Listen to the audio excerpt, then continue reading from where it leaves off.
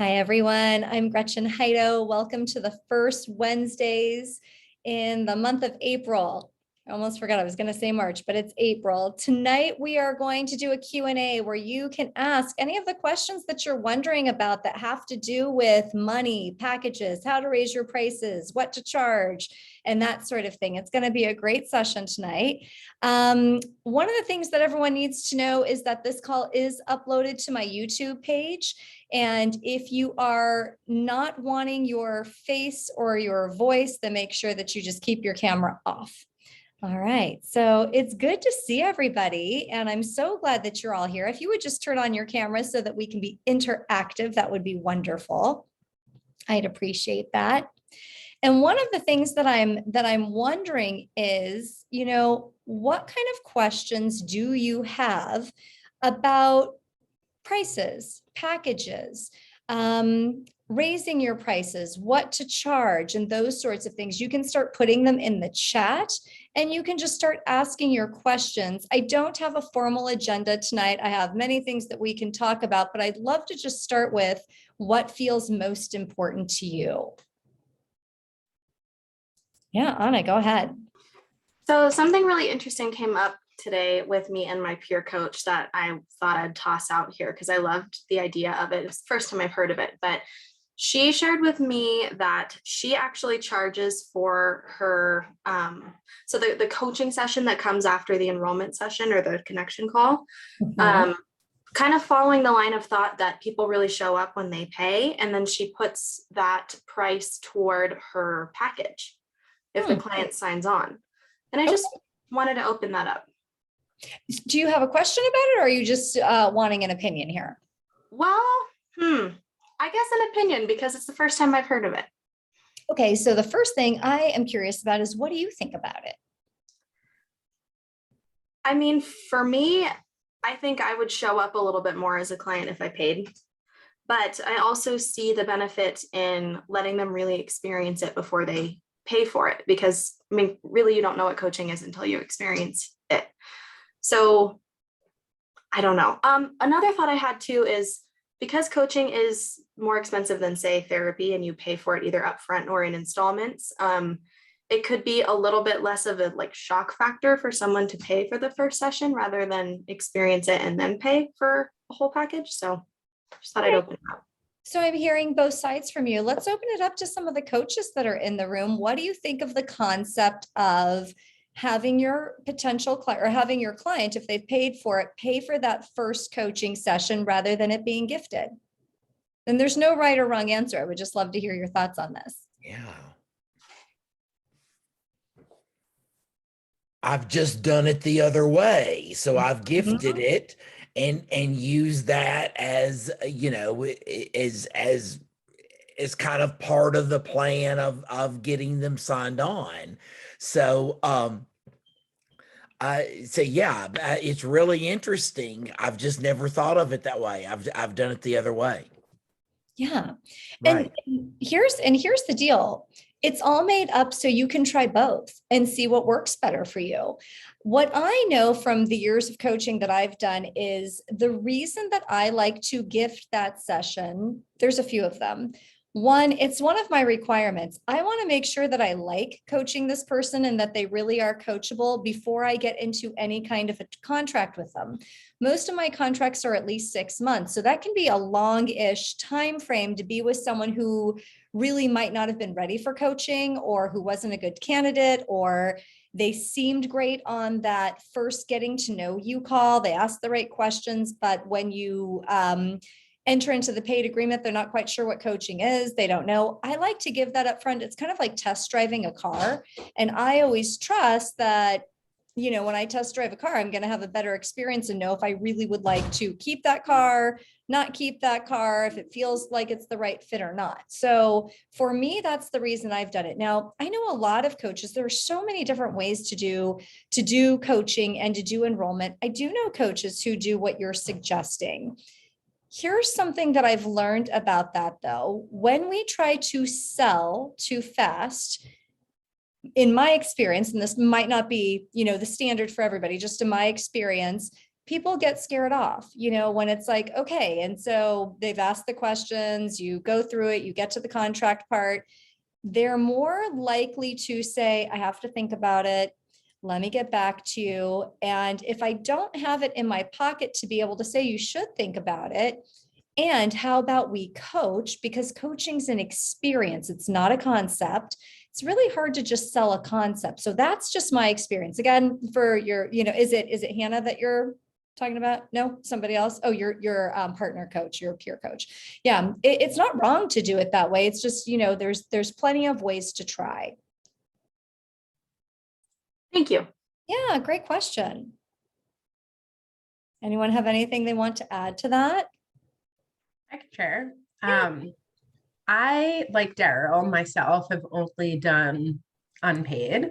And I find for me why that resonates with me is I am very generous. I was very inspired by Book the Go-Giver, which you guys will read or have already read. And I love that my enrollment process, I get to be so generous, pour it on, really like just overly give so that their reaction is like, wow, this person is like really serving me. And even if they don't end up a client, they have this experience of like somebody truly giving whatever they can, and they have a good experience with me, and they're more likely to refer, I find. And that's what's fun for me and feels right for me. I've worked with a contract coach who contracts out business, and she charges for her enrollment calls. And she does so because she has a huge roster of clients, more than she can manage. She has a great website with a lot of content and SEO where she has more business than she knows what to do with. Great problem to have. And so for her, paying is like a filter, which does filter out people who really aren't ready if they're not willing to pay. So I feel like maybe if I get to that level of my business, it might make strategic sense for that reason. So I offer that up. I don't know that you're there right now, but just as a consideration of another reason of why it might make sense. Yeah, it could. And to that point too, when you get so busy that you have, some overflow, there's also some other choices. One of the things that I like to do is I create a waiting list. And what I do with that is it's a paid waiting list. If you want to be my next client, like right now, I've got a waiting list. If someone wants to work with me, they have to put some money down and then they get the first spot when that opens up. So again, no right or wrong, practice, see what you like, see what feels best for you. Go ahead. Lori, I see your question in the chat. Do you want to read it out to everybody? Sure. I was just wondering, once you're, once I'm like up and running, I just want to know how people raise their rates.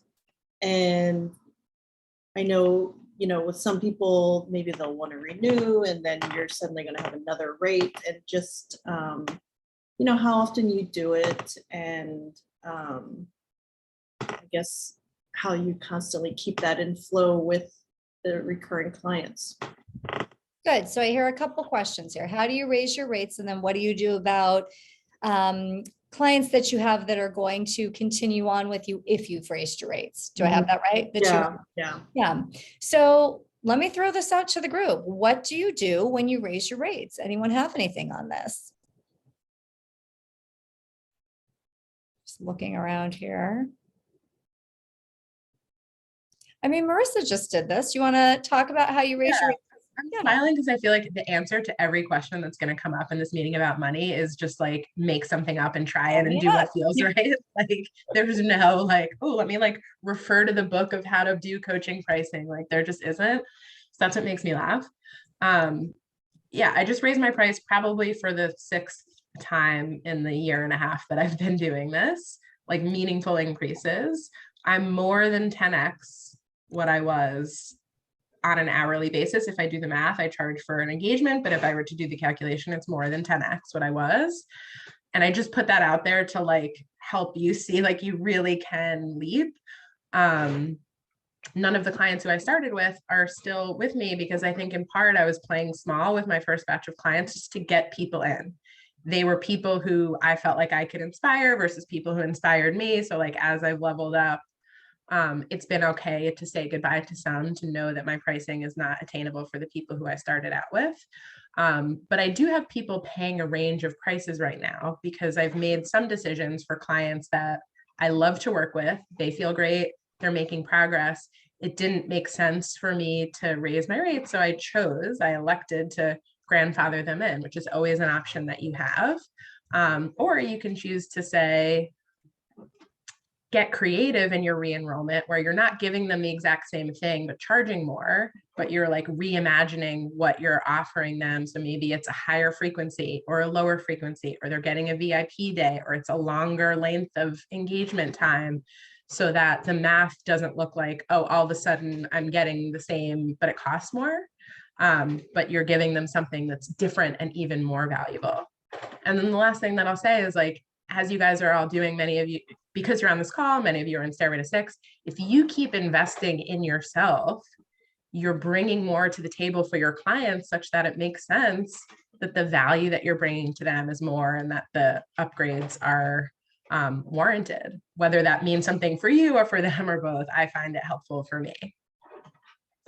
It's a great answer. You know, part of this too, when I'm thinking about it, I love what you said about reimagine, reimagine what you can do with your clients. So let's say that you have a current client and you're charging $1,500 for the 3 months. It's getting towards the end of their contract. You always want to have a call with them that is outside of the contract, where you're going to go over what their wins are, what they've learned, your notes on all of their aha moments and their progress. You also want to take a look at what's still possible. What is it that would still help them in the months to come? And what do they still want to accomplish in the time that you have left? So those things are important. And what it does is it creates a pointer then for you to be able to reimagine the way that you're working with them, and to make a new highest recommendation, that if we were to continue working, here would be my highest recommendation. This is what we did. This is my beginning program. As I continue to work with people, I add more, or this is the way that we would adjust. So those are some ways that you can do it too with your current clients. And it doesn't have to be, oh, I'm so sorry, I'm raising my rates with everyone. It doesn't need to be anything like that. Sometimes what you can do as well when you're raising your rates with the current client is you can say, I'm going to grandfather you in for one more cycle, and then after that, my new rate is. And that works as well. So it's never a bait and switch, but really the getting creative about what will be of highest value to your client as you move forward is the very best way to decide on your rate. Now, with when should you raise your rate, because that was your other question, whenever you want. My rule of thumb was always, when I had 3 clients say yes to a certain price, I raised it. And then if I couldn't get people to say yes to that price, I could go back down to the one that they were saying yes to. So again, it's all made up. But if I had at least 3, it was like, okay, this is too easy, and I want to see how far can I stretch this. So there's no right and wrong in that. It was a completely made up number for me that I just came up with 3, but it worked. Same package over and over and over, just raising it. And sometimes I do it by like $300 increments. It was almost always by $300 increments. Again, totally made up. I don't know what it was with me in 3s. You can do it in whatever way makes sense for you. What are you hearing in that, Lori? I mean, the usual, you can do whatever you want. But yeah, I like just hearing all the different ways that people create what works for them. Yeah, good. Thank you. Anyone else have comments about the raising your rates or how and that sort of thing that you're wondering about?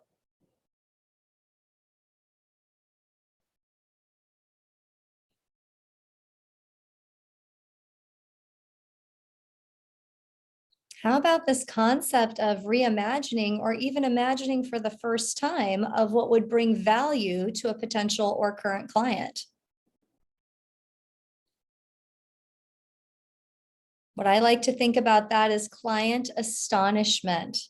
What can you do to astonish your client? That really it's pretty easy for you, and for them, it's meaningful, and it's never generic. Whatever I do for client astonishment, it's never generic. I really try to think of, who is this person? What would speak to their heart in a way that it would feel meaningful? So think about that for a minute, and then let's go back to this concept of imagining and reimagining what you can do for your potential or current clients. What's coming to mind?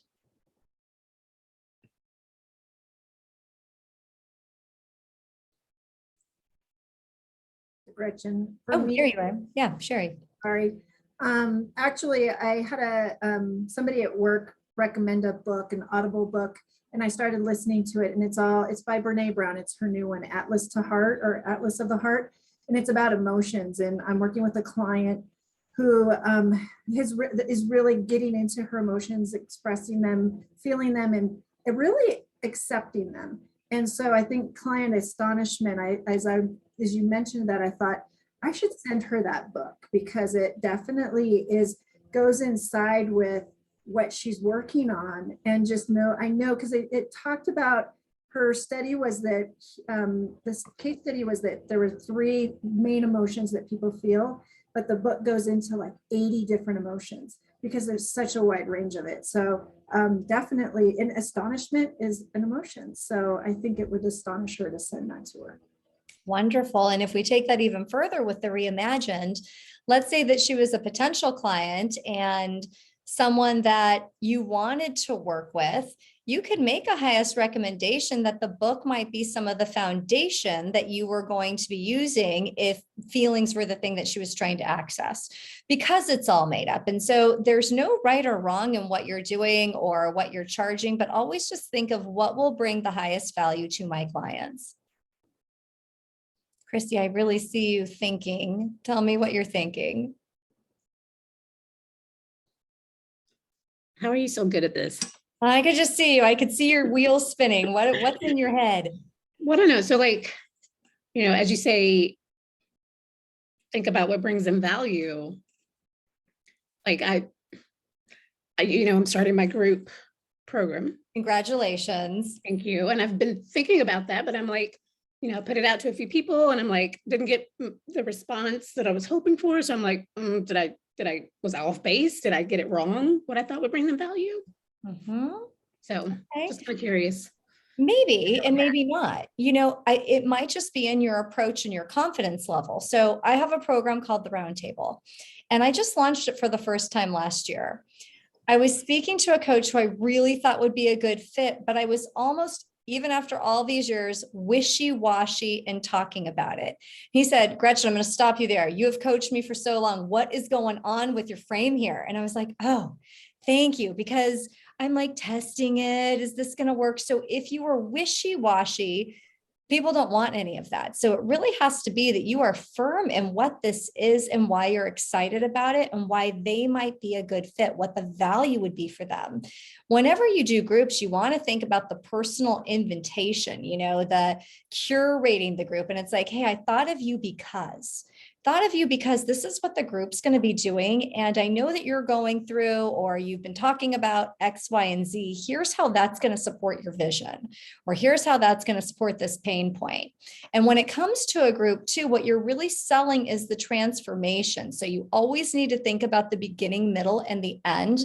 How's the person that you are introducing this to starting? Where are they as you're talking to them about it?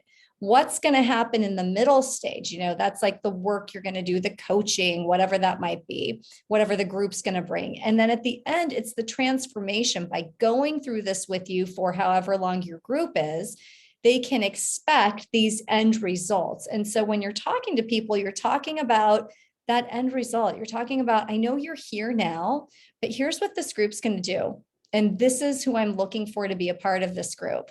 And this is why I thought of you. And here is the way I see it for you by the end of this group that I would hope you would have accomplished.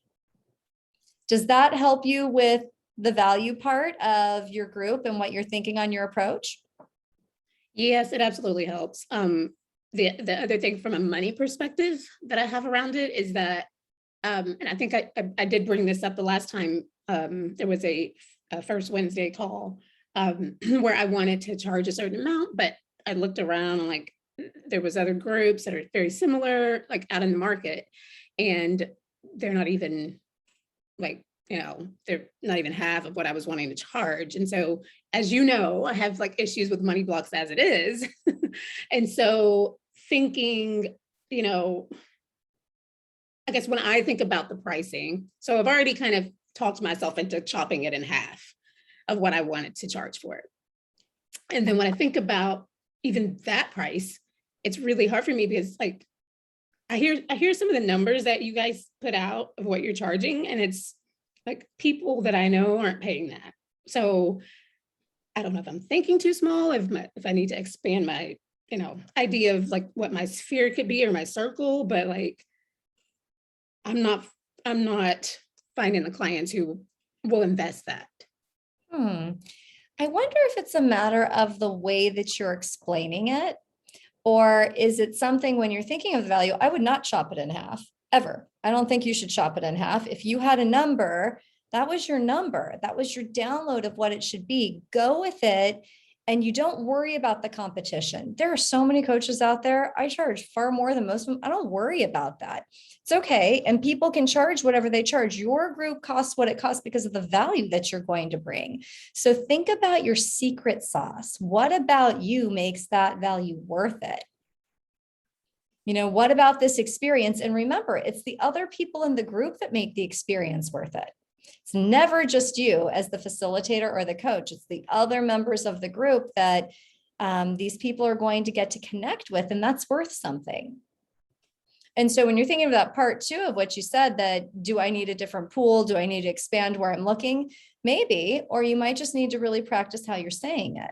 And if you're already going into it with these people won't pay it, then you're right. They totally won't. But if you go into it with, of course, they're going to pay it because that's what it costs and it's a great program, they're going to pay it. Tell me what you're thinking. I think that I know you're right. And it's kind of almost like manifesting. So it's like, if I'm coming into it with the energy of thinking they're not going to pay it, they're not going to pay it.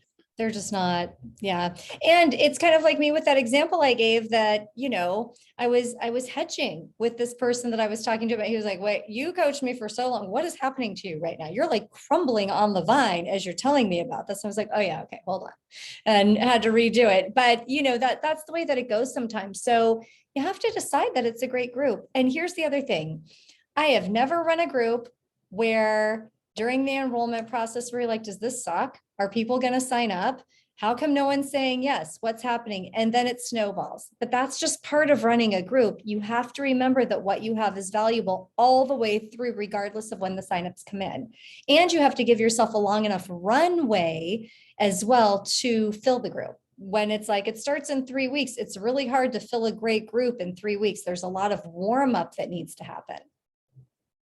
I think that's probably part of my issue too, because that's making me more attached to the outcome, like wanting to start it by the end of April. And it's like, I need to kind of space it out. That could be, it might be too soon. The other part too is if you can give, I know we've talked about this before, if you can give them any kind of an experience, something that showcases what's going to be in the group where they can come and you give it the headline, whatever one of the things is going to be that happens in the group, and you actually take a slice of some of that teaching and you demo it, you show it. With Stairway to Six, I did 5 of them. That's actual teaching from Stairway to Six. And it wasn't like I just picked the stuff that was so, everything in the program's good. So I picked what I thought would be most helpful. And when you do that, that's part of that over giving and serving, whether they decide right now they're a good fit or not. And remember, the first time somebody hears your number or hears about your group, they might not be a yes. And that's okay. Sometimes people have to work up to it. They have to save the money. They have to think about it more, whatever it is, that's okay too. It's okay for people to need to work towards it. Thank you. Yeah, you're welcome. What other questions do you guys have tonight about the money, pricing, packages? Amanda, hello. Hello. So I was picking Marissa's brain about packages, and I was trying to figure out how I can be of the best service for my client and what I can provide for them. outside of just the session. So, three sessions a month, access to me for like a 15-minute call, meditation, recordings. I can give to them worksheets. So I was just thinking, I wanted to ask, what are other coaches doing on top of the packages that they have with the sessions? Yeah. So coaches, what are some of the things that you do outside of session to help support your clients that are really nice value adds? Sherry. I have a client who has mast cell activation syndrome or something like that. I don't really, I started doing some research, and she's just really having a problem with food and what digestion and all of that. So I actually did some research and sent her a link of, maybe top 10 things to do to help her in finding ways of relief. And she responded back to me. She's like, I really appreciate this. I'm actually going to incorporate some of the things that are on the list. So, just really researching what their world, and then sending that to them between sessions. Wonderful. Deb. So it sounds corny, but I always give a box of Cracker Jacks to my clients. And it's because I actually got a box from a gentleman who was a spiritual director for me over 25 years ago, an old guy, like 90 years old. He used to give them to everybody that he did spiritual direction with. And his whole thing was, it was to remind you that you're the prize that's in the box. And so I do that for every client. I know it's small and stupid, but I mail them a Cracker Jacks box. And the problem now is that the prizes in them are crappy. But I've just acknowledged that and been like, it's a good thing you're the prize, right? Because the prize in the box is, but it's just that concept, right? It's like nothing, but it means something to other people too. And I tell them, like, Bill Smith gave me one, this is why, and I want to pass it on to everyone that I connect with. And I don't think it's crappy. And I don't think that's small. Anytime we do anything outside of the box, it means we're thinking of them. That's part of the client astonishment.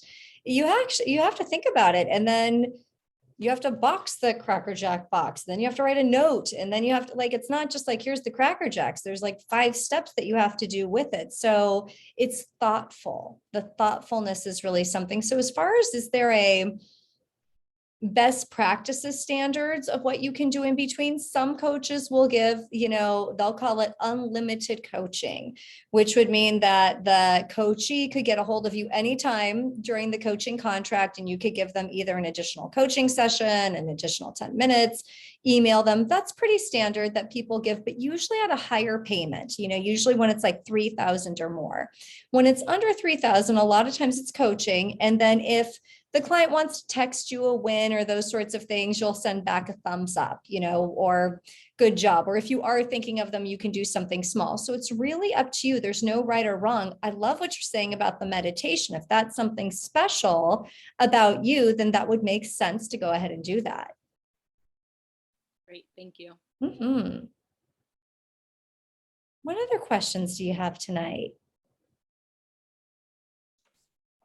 This may be, I'm going to add on real quick. Yeah. This may be like millennial kind of thing, but I do what you said, Gretchen, even at a lower price point. I tell them between sessions, you have access to maybe a text message, just, if it's like over 15 minutes, back and forth, then I would charge. But other than that, just like general little things, I'm open to them contacting me. But even then, if I see, especially, how there's reels and stuff now on social media, if I see a reel that makes me think of a client and the situations that they're struggling with or going through, I just if we're connected through my professional page, I'll go ahead and send it to them. Nice. It's just an extra step. So no one size fits all. Yeah. Just that's right. Time. Yeah, that's right. Marissa, go ahead. I put in the link what I put in my contracts and what I sell in the enrollment conversations, and the basic tactics. I'd encourage everyone to think about the real delight happens with the above and beyond things, in my experience, that are a little more creative and a little more personalized to the client. So whether it's sending them a book that I think of in a session based on something specific that they're working on. Or like I recently offered a client's husband was interviewing for a job, and I offered him a complimentary session to help prep him for his interview. It was so valuable to her because she was feeling the stress of the household, and so is he. So I encourage you, in addition to just what's part of the package, which of course you want to get clarity on so that it rolls off your tongue in the enrollment conversations, to also be creative throughout and add that value during the engagement. That's what drives likely more re-enrollment and referrals. I love that. You know, one of the things that I've done for a client, I coached her for about 1.5 years, but I knew some of the things that her husband was going through because I coached her for 1.5 years. And I had an idea on something that would be really helpful for him. And so I sent him a book with a note, didn't hear anything. That was okay. And completely fine. Well, he reached out to me and he said, I need a business coach. And so do the people in my company. Thank you for sending me that book. I'm an ass. I never got back to you, blah, blah. That's part of my problem. And can you talk to my execs? And it was like, yeah. So let your intuition really lead on some of that as well, of the extras.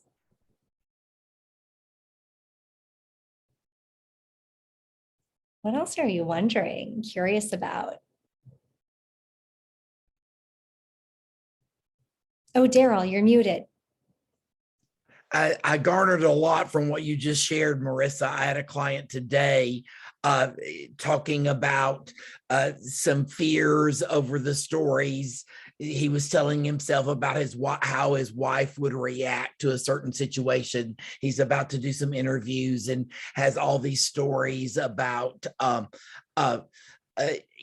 what she's thinking you're not going to do it right, and he just has all these stories made up. And so I set up some a plan for him to be able to address those things ahead of time, with his wife, and just didn't, and mentioned that if I need to do it with the two of you together, I'm more than happy to do a session like that, and didn't ever think about doing it free of charge. Yeah. There you go. So I got something there. Thank you. Good. You know, it's interesting when it comes to this too. I don't know about you, but I definitely know that for me, I was really worried about doing it right.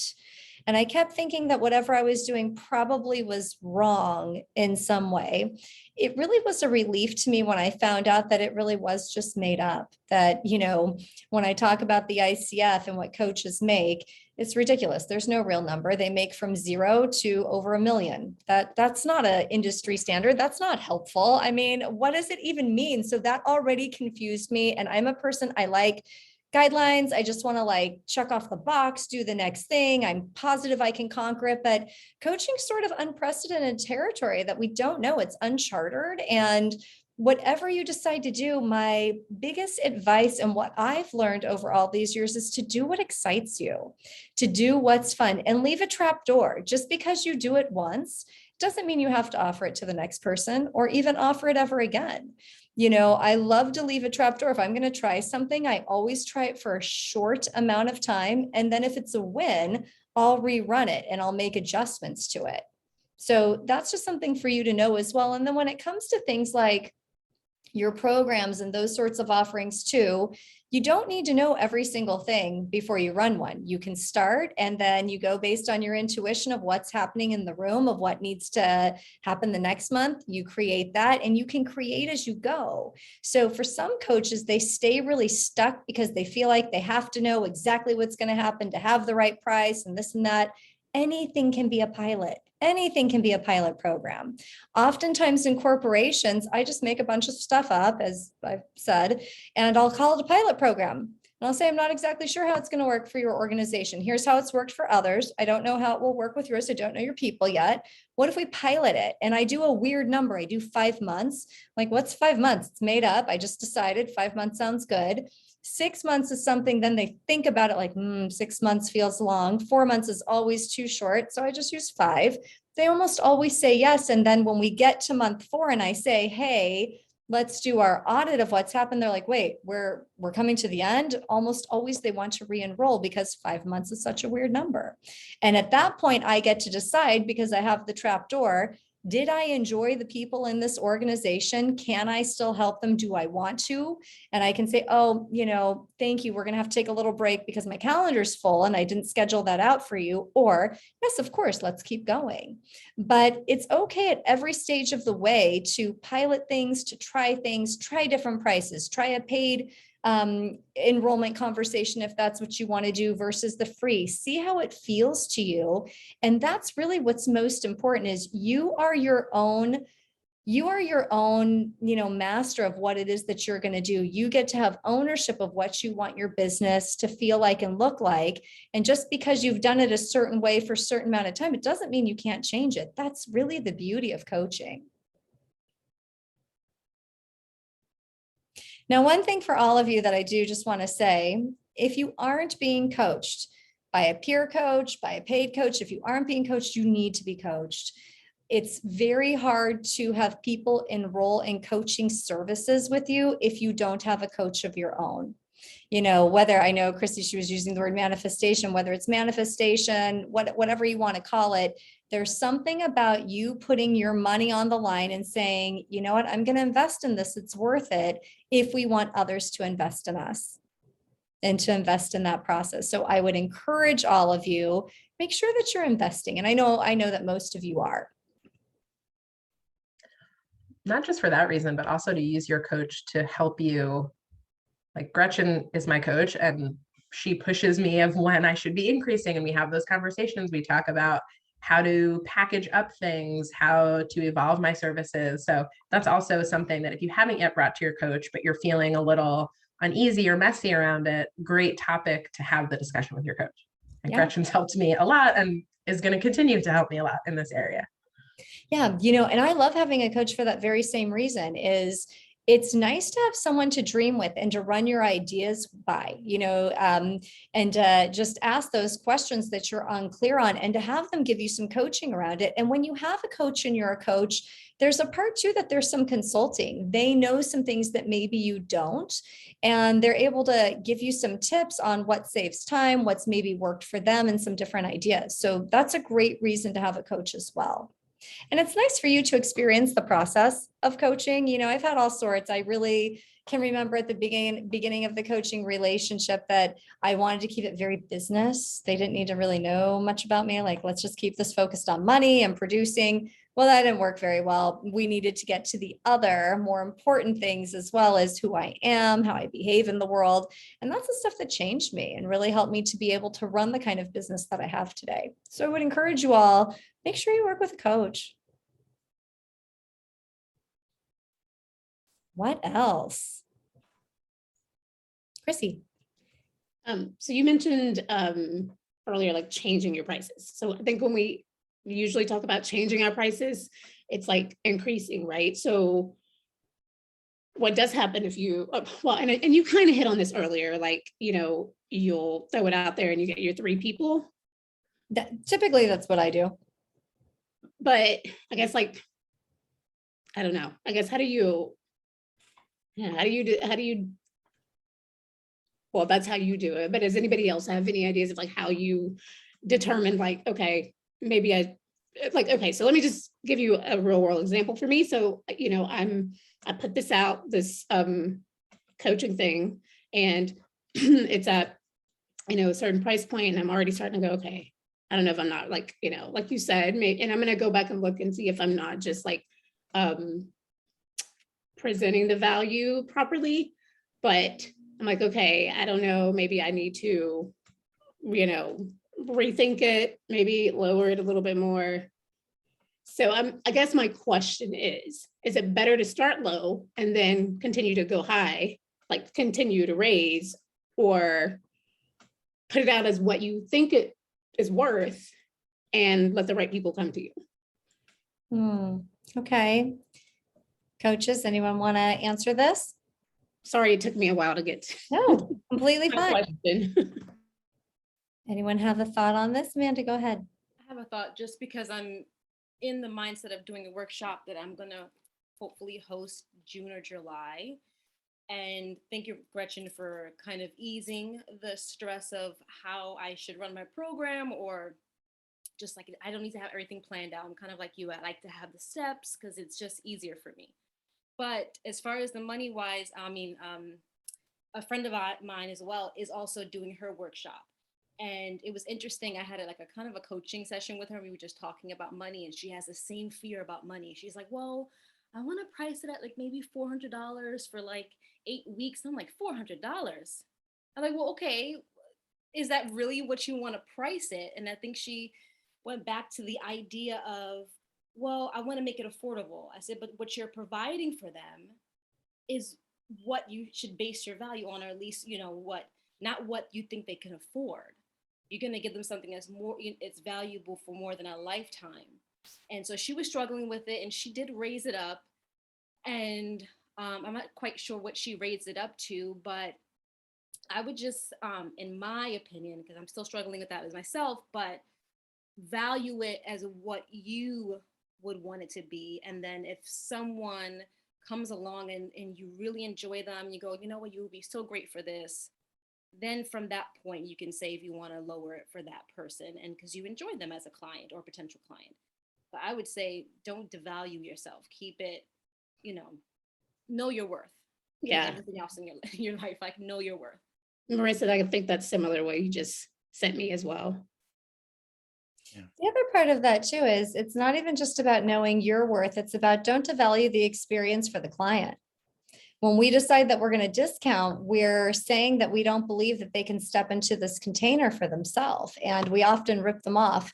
Most of you know, I talk a lot about Rich Litvin and Steve Chandler. They both wrote The Prosperous Coach together. Rich wanted to be a part of Chandler's ACS program and told him, I'll pay you after I make the money. And Steve turned him away and said, nope, I want the Rich that can make the money to be in the program.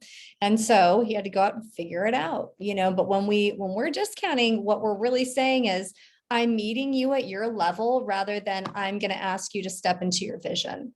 We want people to step into their vision. It's important. Deb, I saw your hand. Yeah, so I had a really wise person say something to me this morning, i.e. Daryl Deason. What he said I thought was really valuable. He was actually talking about like in terms of my husband, and I was like, oh, I should take the advice for myself. And that is it. He's like, do you want to be known for the value you bring, or do you want to be known for being affordable? And I was like, oh, like that's, yeah. Daryl. Thank you, Daryl. Good, Daryl. Drop the mic. That's a quotable. Mm-hmm. And so, Chrissy, I know the original question was, is it better to start low and to raise? It's better to start where you think you feel comfortable, where you're confident in saying the number. Then you allow yourself to be a little bit scared, and then you can say another number that you go up in price. But start where it's like, okay, I'm going to throw this out there. I think it's the right number and I'm going with it, again, because it's all made up. I don't really believe that people want things that are cheap. I just don't. When you go to a store, what handbag do you look at? I don't think any of us want the one that's the cheapest. My eye certainly is never looking at the cheapest pair of shoes. My husband's like, we can go anywhere, and you automatically, your eyes are looking at that thing, and it's true. And so it's the same thing with service. Even when you go out to eat, do you want the restaurant that's cheap, or do you want the one where they're doing it nice? It costs more, and that's the deal. And I think that we have this culture where we think we want a deal and we're going to get the best price. It's not really about the best price. It's about the best service. And so you can be the bargain, and that's fine. But think about a restaurant that's a bargain versus a restaurant that's gourmet. That might be helpful. Maybe I'm just hungry and it's around dinner, and so I'm thinking about food. I don't know. Daryl, then Anna. Yeah, I was just going to share, Chrissy, that the work I do, as far as I know, there are only 2 other people in the nation that do the same work that I do. Mm-hmm. And they both, in my judgment, charge way, way, way too little. And so me going into this, I thought, well, I can't charge more than they do. And so I started it at what they're still charging. And I was in a social setting with one of the men about 3 months ago, and he told me he had never raised his price over 20 years. I'm going, well, then what am I doing? And so, it's trying to get past that now, going, I offer a service and I'm good at it. And so now trying to get to some kind of level, just because my competition's lower, I don't know that I'm better than a competition, but I'm worth what I'm charging. Love that. Really, really a great comment there. And I love what Marissa said. There's only one Daryl. There's only one Chrissy. There's only one Lori. There's only one of all of us. And that's where it's better not to think of anything as competition. My flavor is different than somebody else's, and that's okay. Yeah. Anna, go ahead. Yeah, I just want to speak to this from my personal experience, just coming from therapy and being a therapist, and also having been to therapy to now the coaching realm. And the money thing and like the how much to charge and all of that was like pretty crazy to me at first. But I'm private coaching with Gretchen, and like the price at first was like, oh my God, but it was also like, yeah, like I don't miss my sessions, and everything she says, I'm writing down and I like work on it. And then I'm thinking back to therapy, and like, it was expected that I was going, every once a month or every however much. And like, it was, kind of a lot per session, but I didn't really think about it, even though I thought it was expensive. And I guess I just can speak to like the impact and how I have shown up in coaching versus therapy, and kind of the confusing messages around like how to charge as a therapist, and ultimately like how that really deflated me and drained me to this. It's like, okay, I get this, and I see this, and I think there's a lot of merit behind it. So good. Still have a few more minutes. What else is stirring around here in this group?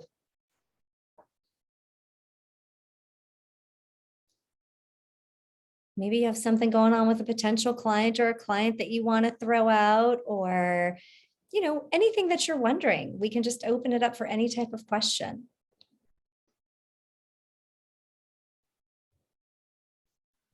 Amanda. Hi. So I've been running into following my intuition and reaching out to people. And then when they finally do get back to me, it's like, oh yeah, I'm already in therapy, and I'm already talking to my psychologist. And I'm like, oh, okay. So I'm figuring out how would I approach that, or just kind of let it be for the moment. They're saying, it's great, fantastic. I'll think of you if someone, would be a good fit. But how do I handle someone like that who's already going through, that type of professionalism with like a therapist or psychologist or something? Like, Great what question. I can contribute? Yeah. Yeah, great question. Daryl, I saw your hand shoot up. Did you want to say something on this? Yeah, that what I share with them, Amanda, is that my clients that are doing the best work, that are making the biggest strides, are using a therapist, a coach, and a group. Yep. And when they put those three things together, that's when they are really making advances in what they want to do. I call it the dream team. So if someone says, oh, okay, well, I already have a therapist, you might say, I am so glad to hear that, because what we do in coaching is very different than therapy. So how when you're with your therapist and you're talking about that problem that you have or that trauma point, and they're helping you untangle for that, it's really good to have that kind of space to be able to do that, because in coaching, we might touch on it, but the question isn't about why did it happen, or why did it happen to me, or staying in the stuck point. It's all about this happened or is happening, and what do I want to create? What's possible? So therapy is really for healing, and it's for looking backwards, and it's for taking a look at some of those deeper issues in the middle of the onion, where coaching is all about discovering and possibility. And can you imagine? I'm so glad you're working with a therapist. Think of how well that you would work together. Yep.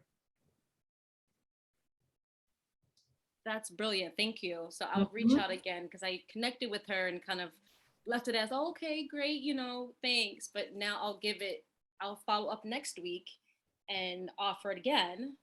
So the way that you offer it would be important, though, because she's thinking then that this is some sort of self-help, right? Is what I'm hearing, that I'm already doing that for myself. Talk to her about her vision. Okay, so you're doing the therapy. What is it that you're hoping for in your life? You're going to heal from whatever it is that you're going to. What are you wanting? What are you hoping comes after this? That's what coaching is. Okay, good. Because she did mention like, oh, I went to a retreat and I think I want to be a meditation teacher or like train for that. And I was like, oh, good to remember. So I'll bring that up in my next connection with her. And maybe you send her something about meditation, since meditation is one of your things. Okay. Brilliant. Good. Great. Who else has something here?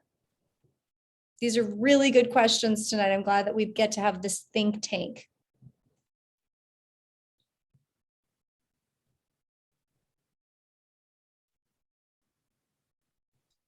I'll ask another one if Sure. nobody else is going to go. So I'm sure you have a good answer for this, Gretchen, but like, so I had a lead come in and she seemed like a really good fit for coaching, one-on-one, but you know, she came up with all these objections, right? Like, you know, financially, this, that, and the other.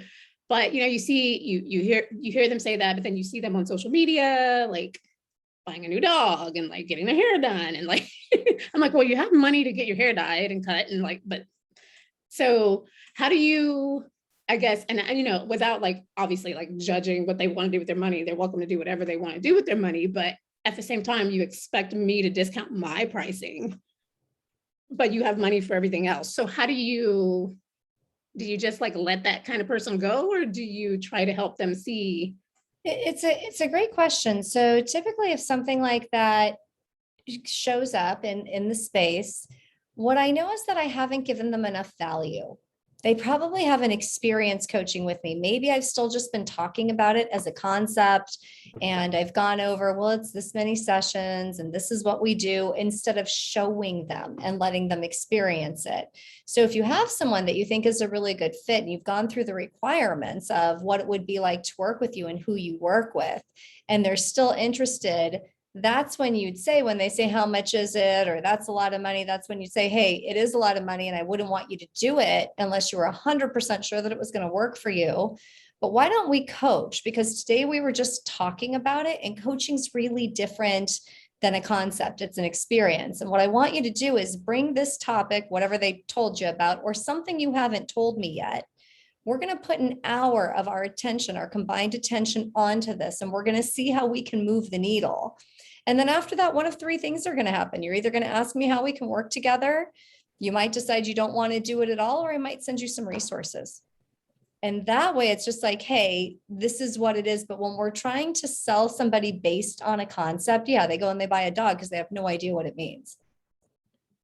Make sense?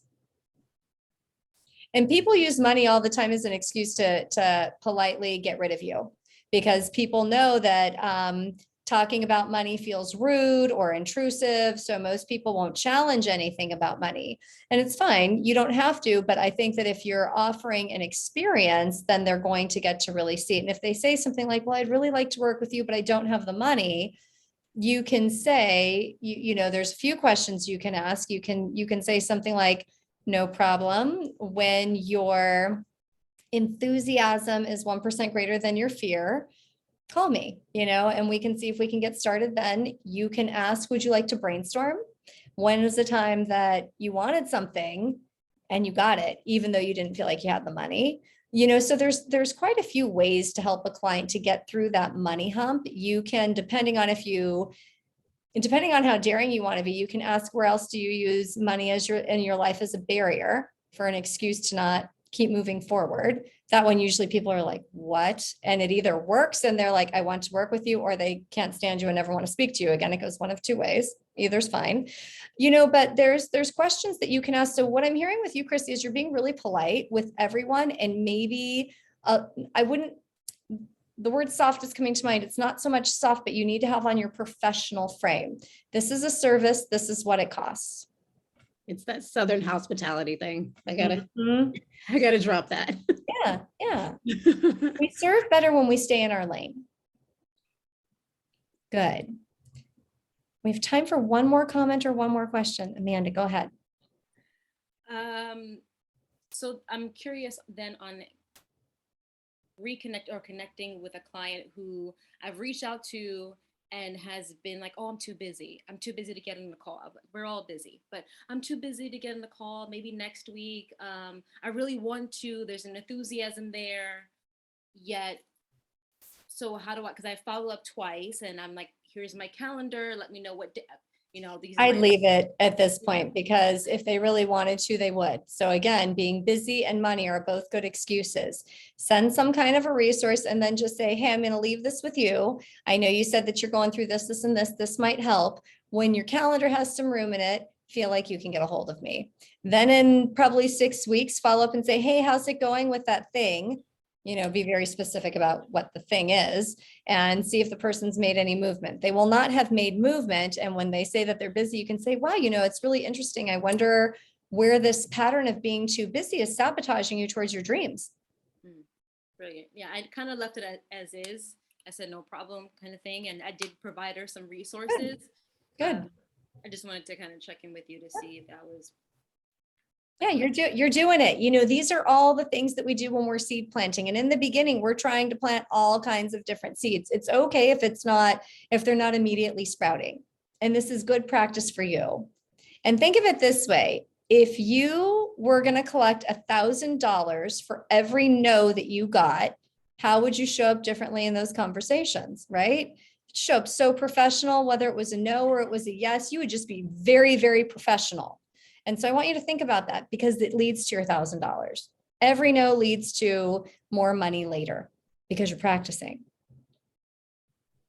Okay, Jesse, you were quiet. Is there anything you want to add or ask before we wrap tonight? No, just listening.